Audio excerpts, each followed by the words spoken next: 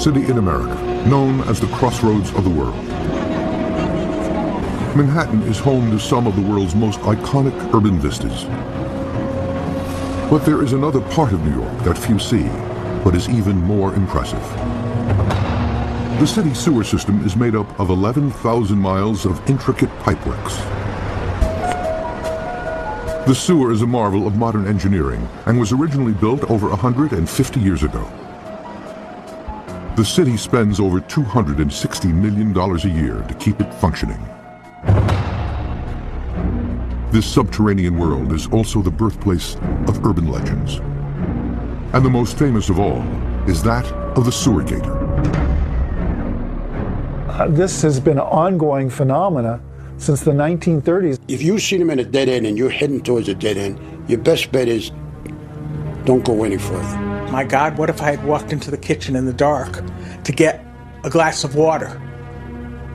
That could have been, I could have been killed. I was attacked by an alligator with no warning whatsoever and crystal clear water. Eyewitnesses describe alligators 14 feet long and weighing over 1,000 pounds. This apex predator's powerful jaws can crush bones. This resilient monster is known to thrive in the world's most inhospitable areas.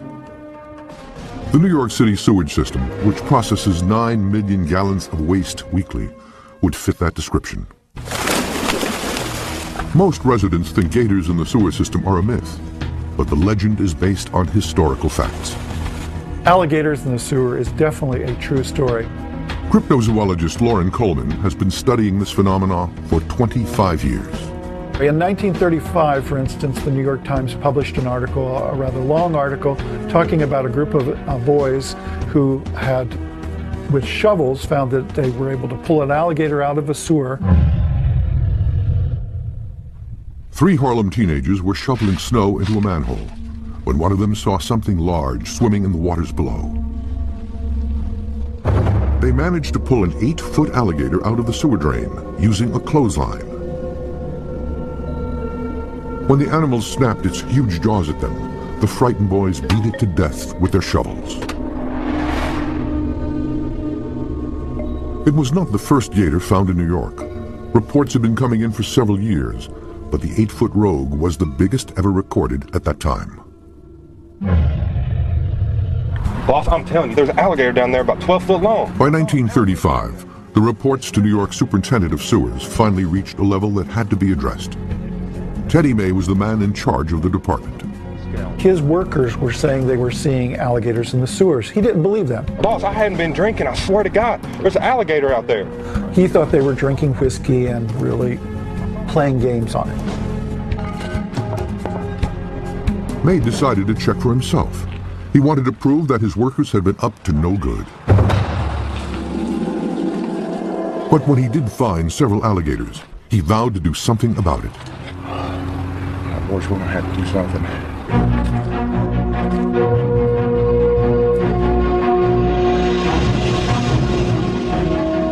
He sent crews of his people into the sewers with rifles, and he killed some of these alligators. I told you we'd get him! I told you! Despite May's efforts, the reports of alligators persisted.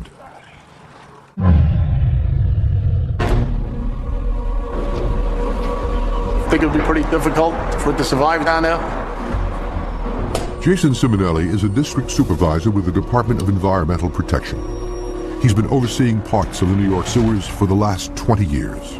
There's a lot of dangerous gases down there that could knock you unconscious. It's all discharged from houses. It's very warm. It's dark. It's wet. It's not, nothing you want to be staying in too long. The department, which is responsible for the sewage system, denies there's any truth to the legend. An alligator living in a sewer? I've never seen one, and I've been looked in plenty. What we're finding from the Department of Sewers in New York nowadays is that all reports that are coming in are silenced. It's really unknown why the Department of Environment puts the clamps on these reports. The speculation is really in 2 areas. One, that they're highly embarrassed that there are alligators in the sewer, and 2, that they're afraid that the citizens of New York City will be scared to death that there are actually alligators beneath their feet. It's easy to believe that sewers would be far too polluted to support a population of anything except rats or roaches, until you talk to this man. Oh, I don't think there's any doubt that alligators could survive in a sewer in a big city like New York. Those are actually pretty hospitable places for alligators. Dr. Kent Vliet is coordinator of biological sciences at the University of Florida. These animals really have quite an amazing ability to fight off disease and fight off infection. And the proteins within their body are capable of killing bacteria, capable of killing viruses, capable of killing amoebas. So all of these microbes that cause disease in many groups of organisms have a great difficulty in creating disease in crocodilians. It's a really resilient group of organisms. A large city sewage system might not be the most natural place to find alligators, but they have been found in them before. This video was shot in New Orleans. This 8-foot alligator escaped Hurricane Katrina by hiding in the sewers. The animal was found by sewer workers several weeks later, in apparent good health. While it is not known how this alligator got into the sewers, this expert is not at all surprised. I've personally have seen alligators survive in really nasty conditions. Dr. Ken Crisco is a herpetologist with the Florida Museum of Natural History. Alligators are quite resilient, and I believe that they can really tolerate quite a bit of different contaminants and different types of environmental conditions.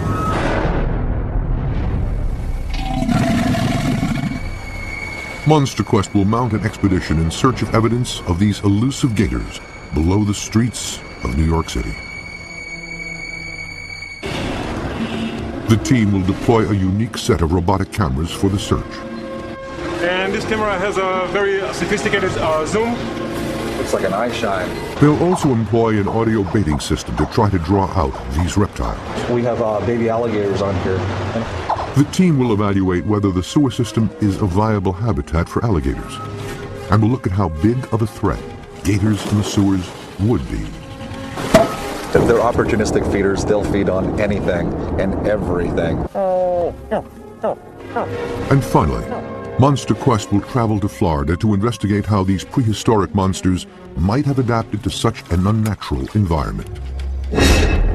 Alligator can survive in total darkness. He actually will grow a lot faster in total darkness.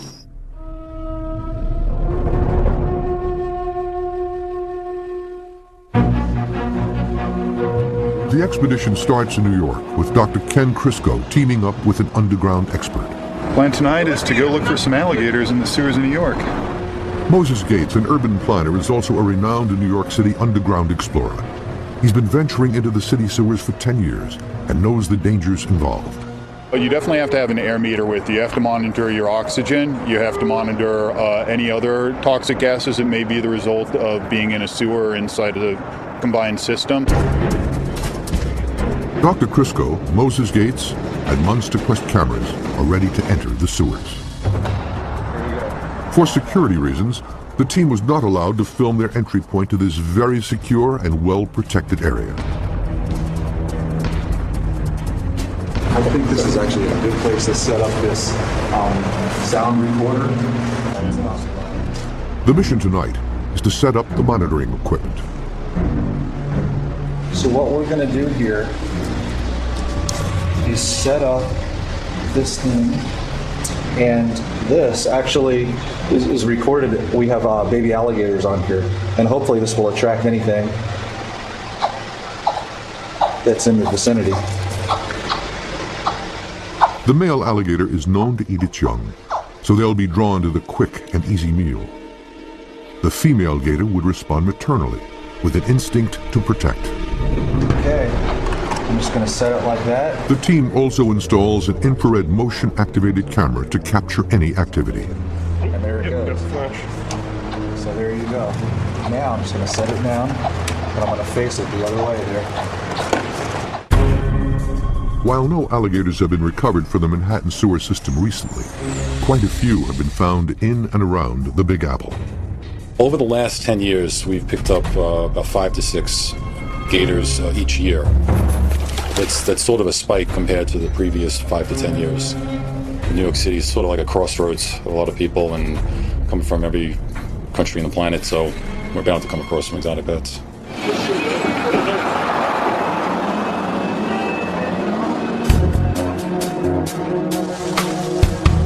The team's audio baiting system and camera systems are in place, 20 feet below the streets of Manhattan.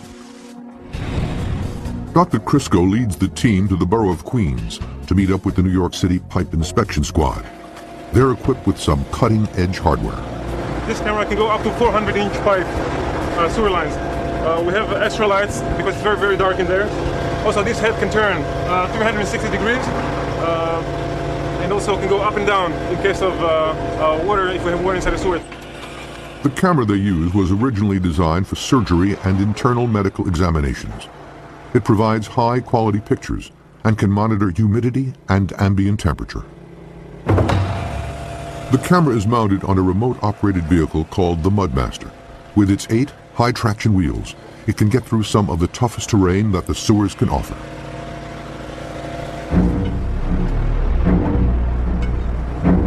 The team is searching for secondary evidence or proof that gators could survive here. Nests, sufficient food sources, and adequate environmental conditions. The expedition has barely started when something looks promising around the corner. What is that moving in there? New York City, steeped in legend and myth. For decades, rumors have circulated about alligators living and breeding inside the city sewers. Now, Monster Quest has journeyed to the city that never sleeps to investigate this urban legend. Alligators and their biological ancestors have been around for over 200 million years. They have survived several extinctions and even the last ice age.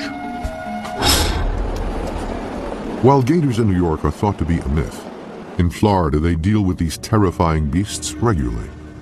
Gators attack an estimated 20 people in the state yearly.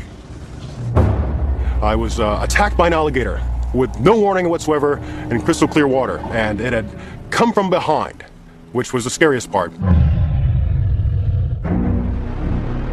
It was 3:30 in the afternoon, pleasant day, one of the busier days in the park, full of people, lifeguards at various stations that I could trust and see. Michael Diaz was swimming in a stream just a few blocks from his home outside of Apopka, Florida. And then, without a word of a lie, something came up my back. I felt something punch me in the back of the head.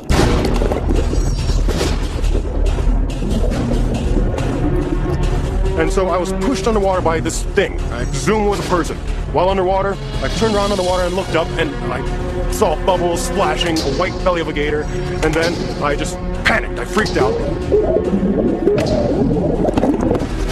And being waist deep water, I just stripped the water, whipped up my back, and started swinging and punching at the gator, trying to defend my life and make sure I wasn't bitten anymore. I just didn't want to be bitten anymore. Diaz managed to fight off the 6-foot alligator, but the damage was done.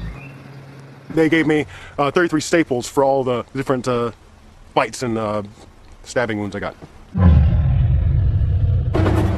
Monster Quest's expedition team has partnered with the New York Pipe Inspection Company. They'll be checking the sewers of New York City for evidence of gators. Team leader Dr. Ken Crisco has decided to explore a main combined sewer drain that's running parallel to a small lake in Queens. Certainly an alligator would have no problem at all living around here.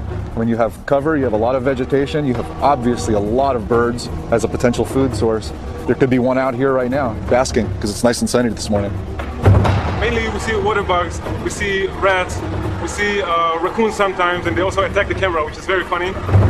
The sewer inspection team, led by Foreman Pini Alon, is always on the lookout for the unexpected.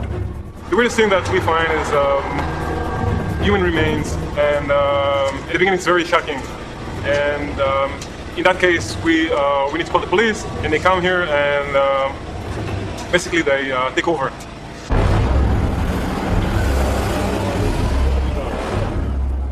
The New York sewage system is extremely complex. The city's first underground sewer goes back to the 17th century. when the Dutch built a channel down the middle of Broad Street and decked it over. As the city grew, so did the sewer system. Because they were building like crazy downtown. Frank Desposito spent 50 years working in the sewers. Nobody knows its history better.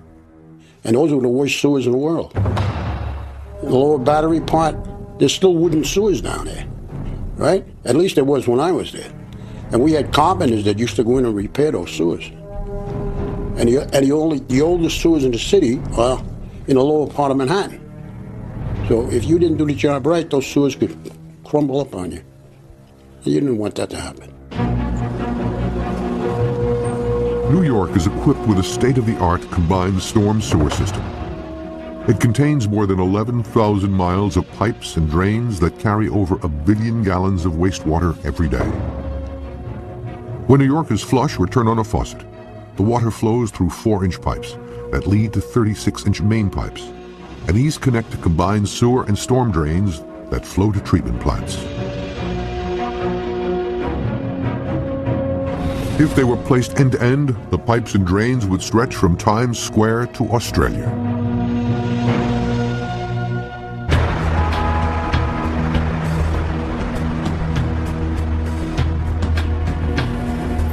The team lowers a remote-controlled vehicle with a camera attached into the sewer. It is linked by cable to a computer inside the truck. It can go up to 1,000 feet in any direction. We have some good debris down there. I haven't seen any potential food or anything. The robot cam is equipped with 7 powerful lights, giving the sensitive camera enough light to be able to capture high-quality video footage in an otherwise pitch-black environment. What's the width of the sewer system here? 15 feet, wow, it's really big then. You see there's quite a few insects in front of the lens. Small alligators will snap them up. The fact that no natural light reaches the sewers might pose problems. It has been said that alligators wouldn't be able to survive without direct sunlight.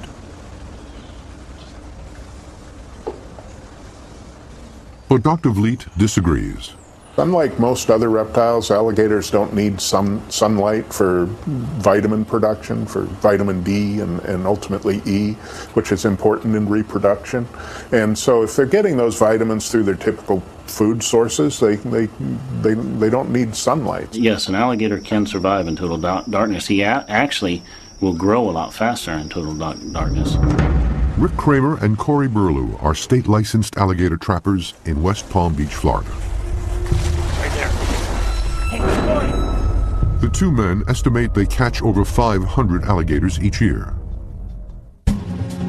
Most of the gators here have lost their natural fear of man and have been declared a threat to humans.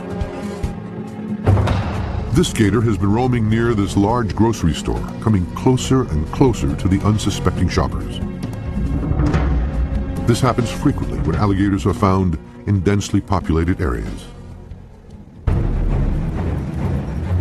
Kramer and Burlew cast lines over the animal, hook it, and drag it to shore.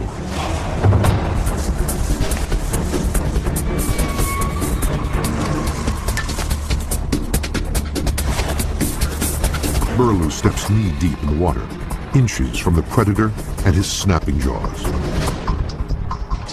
He manages to get a rope around the gator's neck.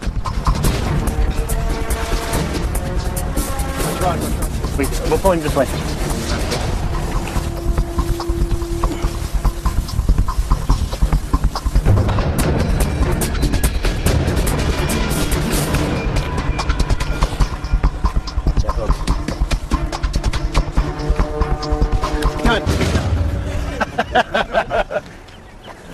Was that 8 seconds or less? That's the way you do it. During his 14-year career, Kramer has seen alligators everywhere. He'd be scratching at front doors. I mean, they got pictures of a gator in Wellington. Looks like he's trying to ring the doorbell. My God, what if I had walked into the kitchen in the dark to get a glass of water? That could have been, it could have been killed.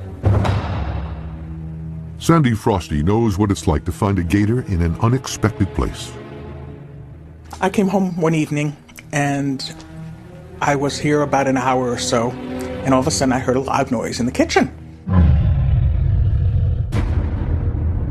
I knew it was too loud, it couldn't be the cat, so I got up and went into the kitchen. And there was an 8.5-foot alligator in my kitchen. So I turned around and went back to my bedroom and closed the door and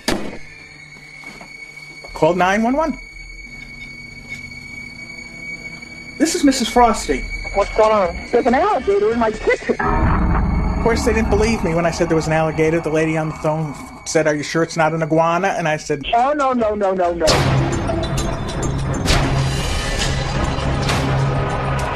The gator got inside by breaking through a screen door. He was apparently trying to get at Poe, the family cat. Sandy is lucky. A mature alligator this size could easily have killed her. I seen a gator break loose one time, and he was about a 10-foot alligator, and none of his tail touched the ground when he was going after it. And it's enough to scare you, I can tell you that. You don't want something like that coming at you. An alligator at full speed can travel 27 miles per hour. That, combined with an average weight of 450 pounds, makes for a dangerous predator.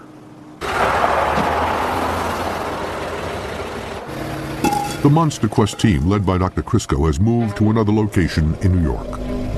Water's flowing much quicker here. They've sent the robot cam into a smaller 36-inch diameter pipe.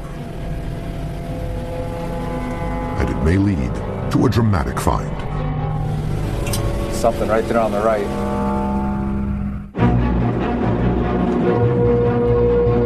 Monster Quest is in New York City to investigate one of its oldest urban legends, finding out whether alligators live in the sewers beneath these streets. The legend began as fact in 1935, when 3 Harlem teenagers found a gator in the sewer. Ever since, there have been reports of alligators. How old is this one? This animal here probably is about 6 years old or so. And I think he's ready. Some people have suggested that light-deprived sewer gators may have produced a blind albino strand over the years. Albinism is a genetic trait. I don't think there's any biological reason to expect them to turn white in darkness after a few generations. If blind albino gators are not the result of light deprivation, they are perfect test subjects to see how alligators would fare in total darkness. These animals can sense things moving in the water, in the dark. Florida State University biologist Greg Erickson has been studying alligators for over 20 years. They've got a lot of dome sensors on their jaws that allow them to pick up vibrations in the water, and they're like little drums essentially. And when there's a pressure wave in the water, it actually pushes down on those, and it registers back to the brain of these animals that there's something splashing in the water. And what they'll do is they'll sweep their heads side to side, and if contact is made there or they sense something nearby, it'll turn and smack down on it. And that's how they secure fish and turtles underwater. The team has prepared a tank with an adult albino gator to test this idea. All right, I'm gonna get the light. Monster Quest's infrared camera allows Dr. Erickson to watch the blind alligator's reactions as he throws food pellets into the tank. So I can see her on the camera here, Kevin, sweeping side to side in the dark. Yeah. Here, I'm gonna toss one right at her here. It goes a little deep. Look at that. And that's fairly typical behavior of an alligator with no eye problems if it is dark out. And you can see here this animal, as soon as this hits the water, it's going to cue in on where it splashes. Wow. Turn right on it. And this animal's almost blind. Most of these older albinos like this can't see anyway. They lose their eyesight as they get older. And of course, with the lights out like this, I suspect this animal is literally blind. We do have quite a bit of experience of alligators living under almost total darkness virtually all the time, and they do quite well in those circumstances. Alligator farms are the perfect example. To make the alligators grow faster, they keep them in constant darkness. An alligator in the wild will only typically grow 6 to 12 inches a year. They got alligator farms growing the alligator 4 to 5 foot in a year. In New York City, the team has uncovered a variety of food sources below ground. Something right there on the right. Oh, mama. That's big. pop a roach right there.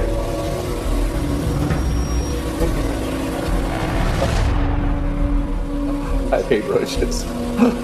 Probably 2-3 ounces a piece. The alligator, even large alligators will eat insects, especially that large. Looks like there's plenty of them too. And the roaches are not alone. Oh, look, there are worms in there.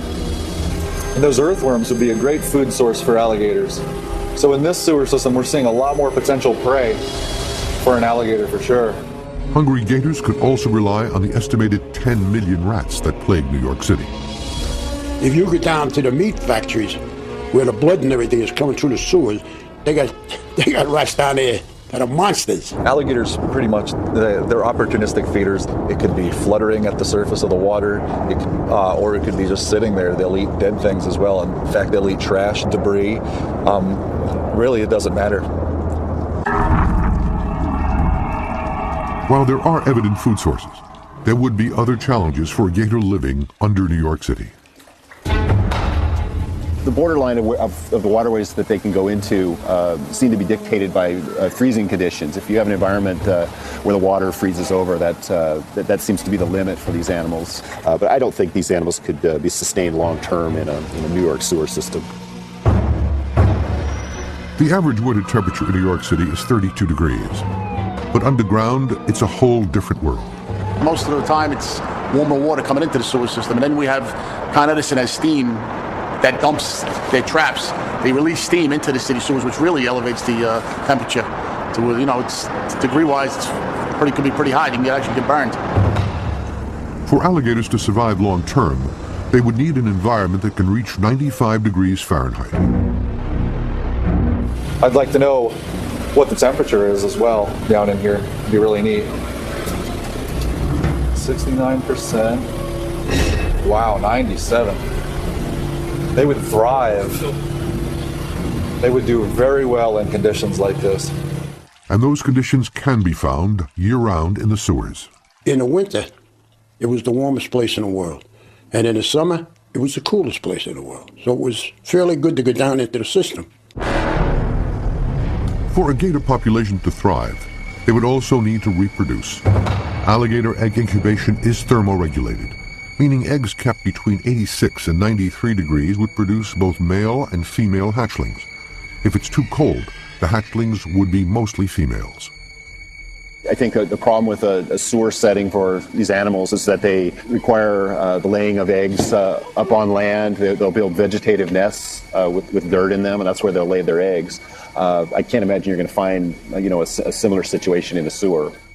But Dr. Vliet is more optimistic than his colleague.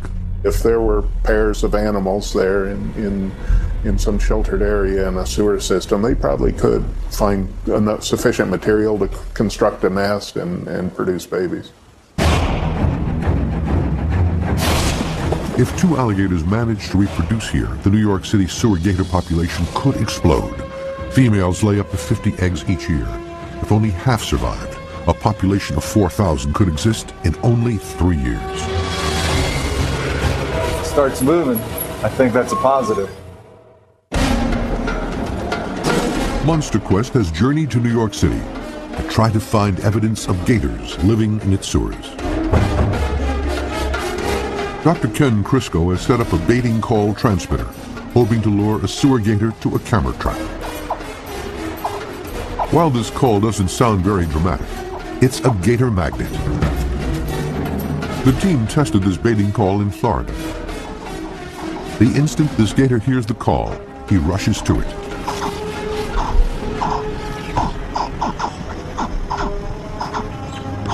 As do the biggest of alligators.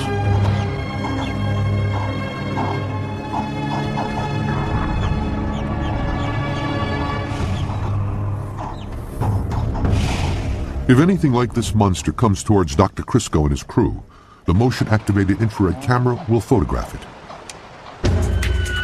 There have been alligators found in the New York City sewer system before, but if their food supply is threatened, they could be a big threat to humans. They might then start deciding they want to go from eating rats to small dogs to maybe even the occasional homeless person. The mature male alligator has the most powerful jaws of any animal on the planet. This is a 13.5-foot American alligator. Almost as big as they get. Biggest ones are 14 feet. A really large alligator like this can generate bite forces of about 3,000 pounds. So it's like setting a car on top of those jaws. You're trying to bait me, aren't you? Yeah, you are.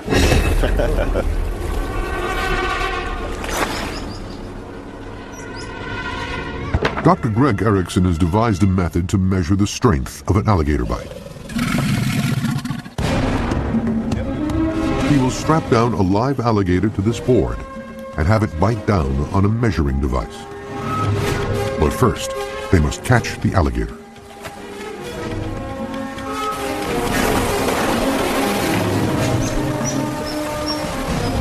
Hook this animal right here. This gator weighs 400 pounds. It will take several people to bring him in. Dr. Erickson's team is trained in handling the gators.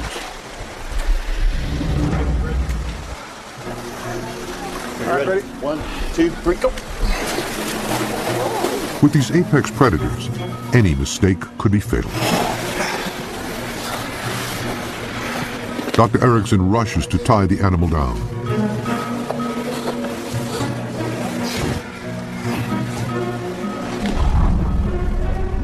Says 06, I'm ready. All right, gonna untape it. Okay.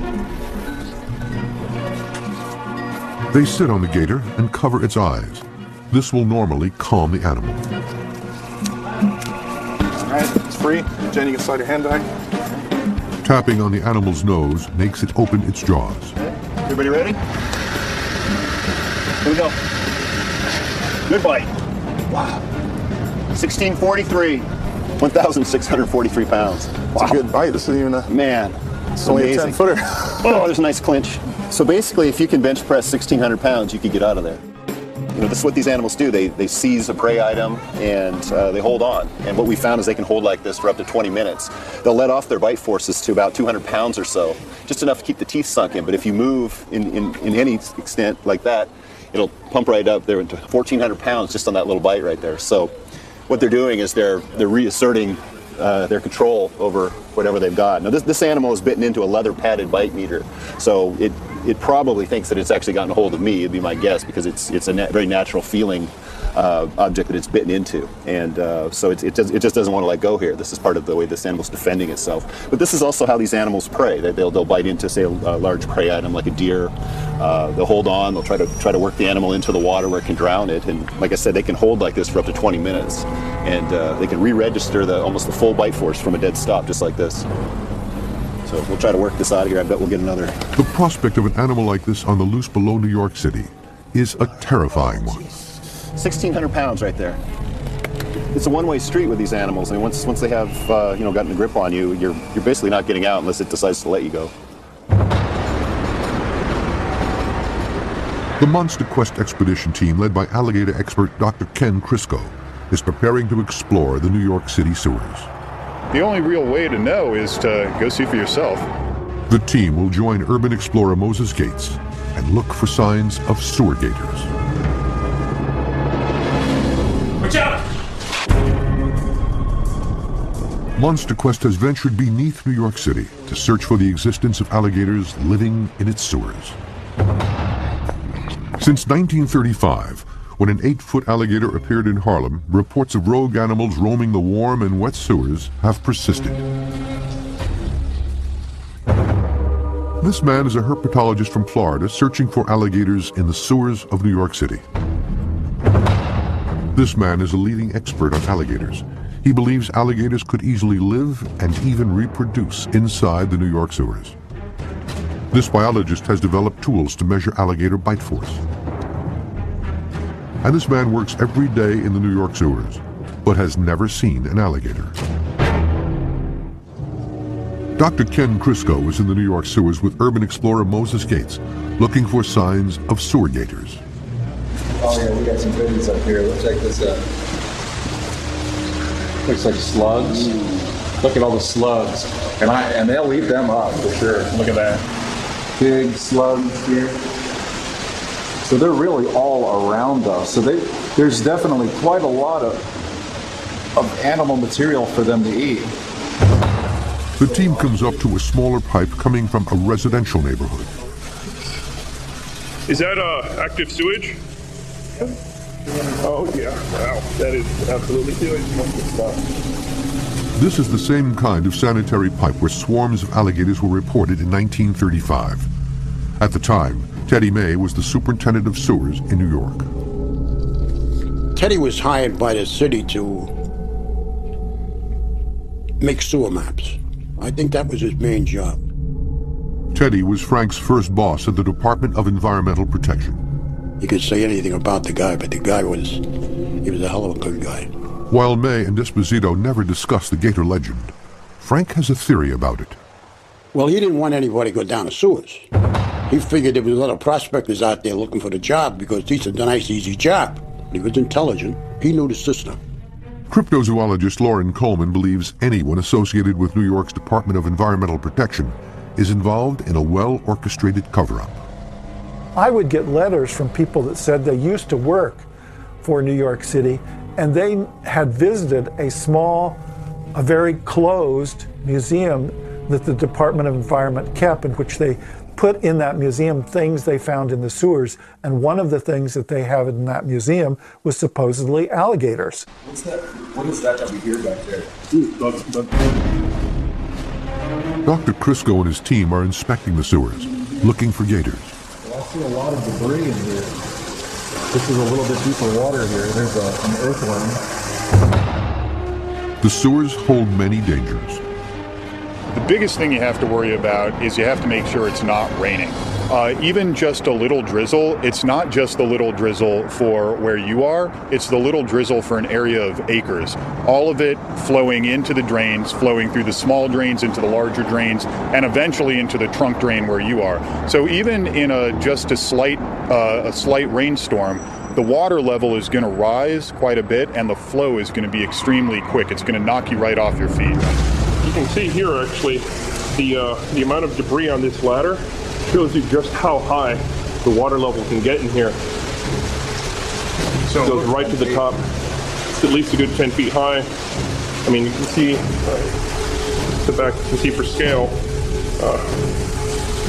it's a good height up, and that debris goes all the way up, which means that at some point the water's gotten at least that high into here. Amazing. The team searches for several hours and finds more of the same. Lots of potential food sources, relatively clear waters, warmth, and lots of debris that could be used to build gator nests. But there is still a lot of disagreement between experts. I don't believe these animals could live in New York sewers over long term. It's just, it's not their native realm. I don't think all the requirements that these animals need would be available year round. Well, I've seen them living in a lot worse conditions than this.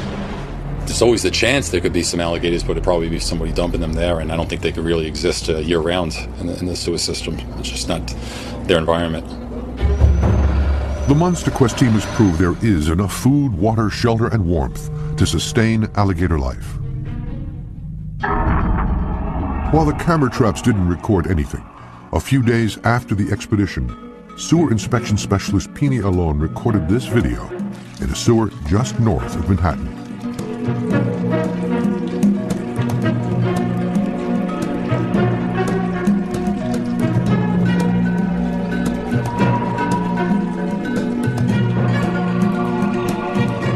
It's a salamander. This is an amphibian normally found in wetlands, not in large city sewers. It's shocking to me how many alligators and other crocodilians show up in places they aren't supposed to be. We find evidence of alligators in maybe 25 states in the United States where they're not supposed to be, including quite northern states. I think alligators can do quite well up here in New York, just as they would any other place. Their feeding behavior allows them to adapt to many different types of environmental conditions. If the urban myth is not taken seriously, you have the potential of alligators becoming substantial populations in some urban areas, actually coming out of the sewers at some